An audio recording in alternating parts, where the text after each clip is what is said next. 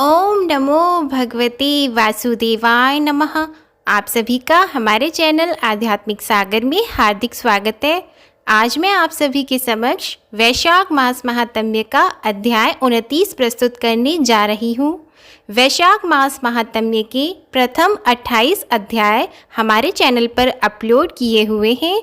आप उन्हें प्लेलिस्ट में जाकर ज़रूर सुनें और हमारे चैनल को अगर सब्सक्राइब नहीं किया है तो सबसे पहले चैनल को सब्सक्राइब करके बेल आइकन को भी दबाएं। वैशाख मास महात्म्य की कथा समाप्त होने के बाद आप प्रतिदिन नियम से हमारे चैनल पर ज्येष्ठ मास महात्म्य की कथा का भी श्रवण करेंगे। आइए अब शुरू करते हैं वैशाख मास महात्म्य का अध्याय 29। इस अध्याय में तुलाधार के सत्य और समता की प्रशंसा, सत्य भाषण की महिमा, लोभ त्याग के विषय में एक शूद्र की कथा और मूक चंडाल आदि का परम धाम गमन का वर्णन है। एक बार ब्राह्मण ने भगवान विष्णु से पूछा, प्रभु यदि मुझ पर आपकी कृपा हो तो अब तुलाधार के चरित्र और अनुपम प्रभाव का पूरा वर्णन कीजिए। श्री भगवान बोले, जो सत्य का पालन करते हुए लोभ और दोष बुद्धि का त्याग करके प्रतिदिन कुछ दान करता है, उसके द्वारा मानो नित्य प्रति उत्तम दक्षिणा से युक्त 100 यज्ञों का अनुष्ठान होता रहता है। सत्य से सूर्य का उदय होता है, सत्य से ही वायु चलती रहती है, सत्य के ही प्रभाव से समुद्र अपनी मर्यादा का उल्लंघन नहीं करता और भगवान कच्छप इस पृथ्वी को अपनी पीठ पर धारण किए रहते हैं। सत्य से ही राजा युधिष्ठिर सशरीर स्वर्ग में चले गए। उन्होंने समस्त शत्रुओं को जीतकर धर्म के अनुसार लोक का पालन किया और राजा हरिश्चंद्र सत्य का आश्रय लेने से ही वाहन, परिवार तथा अपने विशुद्ध शरीर के साथ सत्यलोक में प्रतिष्ठित हैं। इनके सिवा और भी बहुत से राजा, सिद्ध, महर्षि, ज्ञानी और यज्ञकर्ता हो चुके हैं जो कभी सत्य से विचलित नहीं हुए। अतः लोक में जो सत्य परायण है वही संसार का उद्धार करने में समर्थ होता है। लोभ के परित्याग के विषय में एक महान भाग्यशाली शूद्र था जो कभी लोभ में नहीं पड़ता था। वह साग खाकर, बाजार से अन्न के दाने चुनकर और खेतों से धान की बालें बीनकर बड़े दुख से जीवन निर्वाह करता था। उसे कभी किसी वस्तु का लोभ नहीं हुआ और वह पराया धन नहीं लेता था। एक दिन भगवान विष्णु उसकी परीक्षा करने के लिए 2 नवीन वस्त्र लेकर उसके पास गए और नदी के तौर पर एक कोने में उन्हें आदरपूर्वक रखकर अन्यत्र जा खड़े हुए। शूद्र ने उन दोनों वस्त्रों को देखकर भी मन में लोभ नहीं किया और यह समझकर कि यह किसी और के पड़े होंगे चुपचाप घर चला आया। तब यह सोचकर कि बहुत थोड़ा लाभ होने के कारण ही उसने इन वस्त्रों को नहीं लिया होगा, इसलिए भगवान ने गूलर के फल में सोने का टुकड़ा डालकर उसे वहीं रख दिया। मगध प्रदेश, नदी का तट और कोने का निर्जन स्थान, ऐसी जगह पहुंचकर उसने उस अद्भुत फल को देखा। उस पर दृष्टि पड़ते ही वह बोला, बस यह तो कोई कृत्रिम विधान दिखाई देता है। इस समय इस फल को ग्रहण कर लेने पर मेरी अलोभ वृत्ति नष्ट हो जाएगी। इस धन की रक्षा करने में बड़ा कष्ट होता है। यदि यह गुणहीन द्रव्य मेरे घर में रहेगा तो मेरी स्त्री और पुत्रों को उन्माद हो जाएगा। यह विचार कर वह शूद्र उस फल को वहीं छोड़ घर चला गया। तब भगवान एक शपनक का रूप धारण करके उसके घर के पास गए और लोगों को उनके भाग्य की बातें बताने लगे। यह सुनकर उस शूद्र की स्त्री भी उस शपनक के पास आई और अपने भाग्य का कारण पूछने लगी। तब शपनक ने अपने मन की बात बता दी और एकांत में स्थित होकर कहा, महाभागे, विधाता ने आज तेरे लिए बहुत धन दिया था, किंतु तेरे पति ने मूर्ख की भांति उसका परित्याग कर दिया है। इसलिए तू शीघ्र ही अपने घर जाकर अपने पति से उस धन के विषय में पूछ। इस मंगलमय वचन को सुनकर वह अपने पति के पास गई और उस दुखद वृतांत की चर्चा करने लगी। उसकी बात को सुनकर शूद्र को बड़ा विस्मय हुआ और वह अपनी पत्नी को लेकर शपनक के पास गया और बोला कि तुमने क्या कहा है। शपनक बोला, तात, तुम्हें प्रत्यक्ष धन प्राप्त हुआ था, फिर भी तुमने अवज्ञापूर्वक तिनके की भांति उसका त्याग कर दिया। ऐसा क्यों किया? तुम्हारे भाग्य में भोग नहीं बंधा है। धन के अभाव में तुम्हें जन्म से लेकर मृत्यु तक अपने और बंधुओं के दुख देखने पड़ेंगे। प्रतिदिन मृतक की सी अवस्था भोगनी पड़ेगी, इसलिए शीघ्र ही उस धन को ग्रहण करो और निष्कंटक भोग भोगो। शूद्र ने कहा, शपनक, मुझे धन की इच्छा नहीं है। धन संसार बंधन में डालने वाला एक जाल है, उसमें फंसे हुए मनुष्य का फिर उद्धार नहीं होता, अतः धन दुर्गति का प्रधान कारण है। शपनक बोला, जिसके पास धन होता है उसी को मित्र मिलते हैं, उसके सभी भाई बंधु हैं। कुल, शील, पांडित्य, रूप, भोग, यश और सुख ये सब धनवान को ही प्राप्त होते हैं। धनहीन मनुष्य को तो उसके स्त्री और पुत्र भी त्याग देते हैं, फिर उसे मित्रों की प्राप्ति कैसे हो सकती है? इसलिए जिसके पास बहुत धन हो उसी को इच्छा अनुसार भोग प्राप्त हो सकते हैं। धन रहने पर तुम दान से ही शीघ्र स्वर्ग की प्राप्ति कर सकते हो।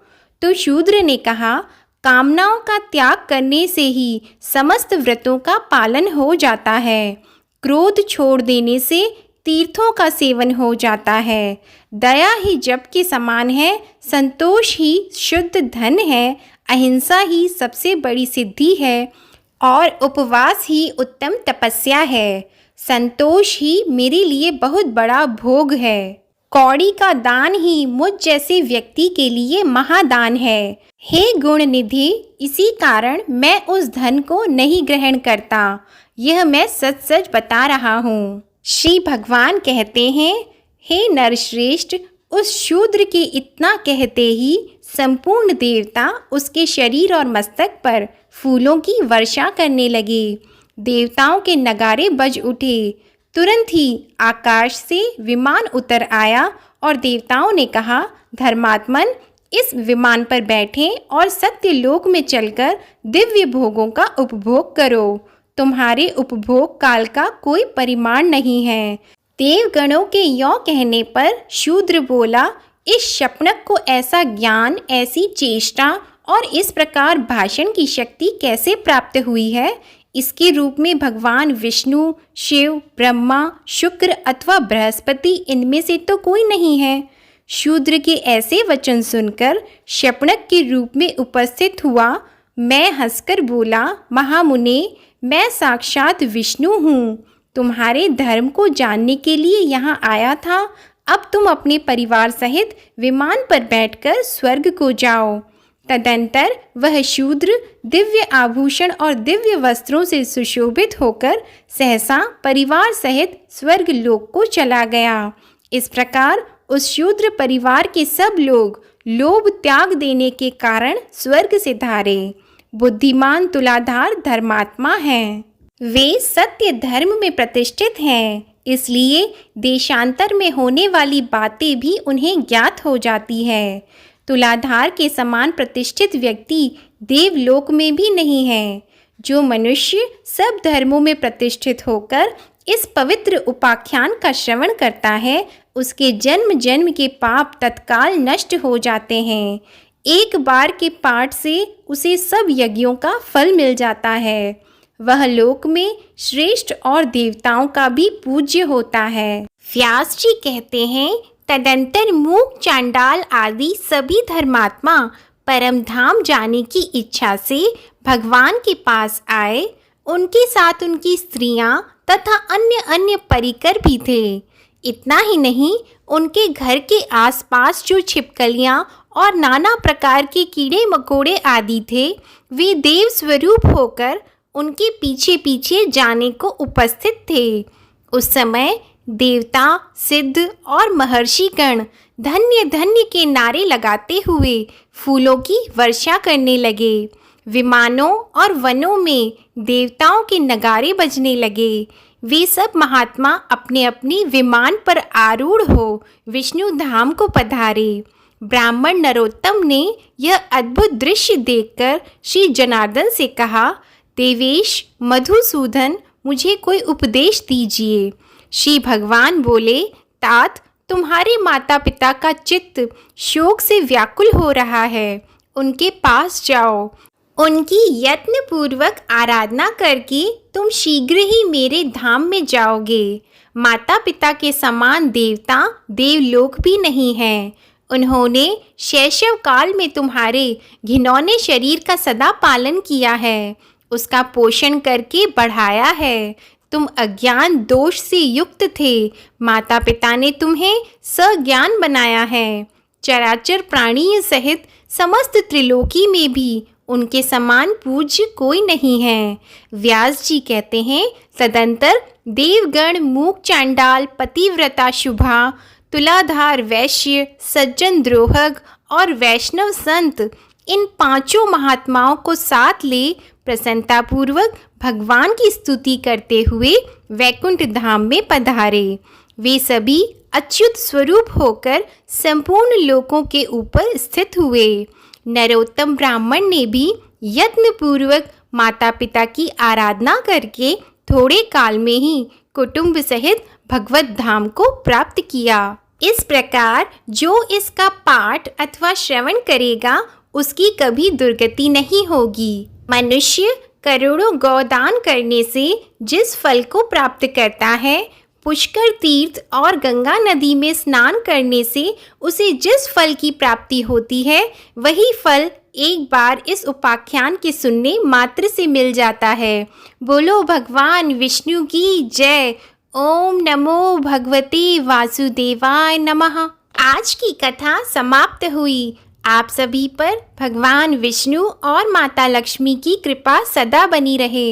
आशा करती हूँ आप सभी को वैशाख मास महात्म्य की कथा में आनंद आ रहा होगा। वैशाख मास महात्म्य की कथा समाप्त होने के बाद आप प्रतिदिन नियम से हमारे चैनल पर ज्येष्ठ मास महात्म्य की कथा का भी श्रवण करेंगे। वीडियो कैसी लगी आप कमेंट सेक्शन में ज़रूर बताएं। अगर वीडियो पसंद आए तो उसे लाइक ज़रूर करें, शेयर करें और कमेंट सेक्शन में ओम नमो भगवते वासुदेवाय नमः लिखना ना भूलें। हमारे चैनल आध्यात्मिक सागर को अगर अभी तक सब्सक्राइब नहीं किया है तो सबसे पहले चैनल को सब्सक्राइब कर लें और बेल आइकन को भी दबाएं। धन्यवाद।